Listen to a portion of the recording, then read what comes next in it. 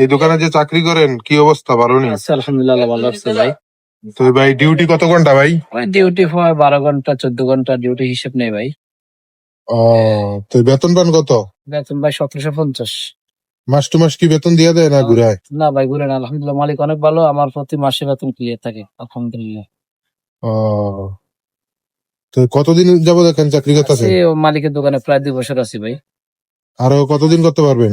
ইনশাল্লাহ আল্লাহ কদিন রিজিক রাখছে, ইনশাল্লাহ তো এর আগে কই কাজ করতেন? এর আগে করছি আমি অনেক জায়গায় করছি, তাবুক করছি, মদিনা করছি, রিয়াদে করছি, আল কাসিম করছি, তারপরে যে আপনার এখানে মক্কা জমি আলহামদুলিল্লাহ 2 বছর উপর রাখতেছে। তো অন্য জায়গাতে কাজ করছেন, বেতন টেতন কি ঠিকঠাক মতন পাইছেন? অনেক জায়গায় প্রথম যেখানে কাজ করছি 6 মাস, ওইখানে ভালো আলহামদুলিল্লাহ ভালো বেতন পাইছি, পরের থেকে আর বেতন একুরেট পাইনি, কাজ করে বেতন নয় যে। কত টাকা মেরে গেছে টোটাল?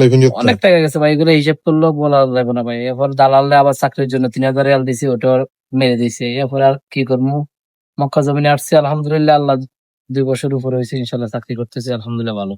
তাহলে যারা এখন হতাশায় আছে, চলে যেতে চাচ্ছে, তাদের উদ্দেশ্যে কি বলতে তারা চান ভাই আপনি? ভুল করতেছে, তারা এখন ব্যবসা বাণিজ্য এইভাবে চলে যায় লাভ নাই, কারণ দালালের থেকে যদি সতর্ক থাকতে হয় তাহলে নিজে কিছু করতে হবে, দালালের কিছু মানে আপনি কি বলতেছেন তারা ধৈর্য ধরতেইব, ধৈর্য ধরতে হবে দেখতে এবং হবে, ঘুরতে হবে? করতে হবে, তখন যে তাদেরকে ইয়ে করতে হবে। হতাশ হইলেই তো না, যেমন আপনি দালালে আমার সামনে যে হতাশই যাইতেন তাহলে তো আমি হইলো না। আমি তো আসছি একমাত্র দালাল থেকে সরিয়ে আসছি, আমি মক্কা উমরা করবো, বাংলাদেশ চলে যাবো।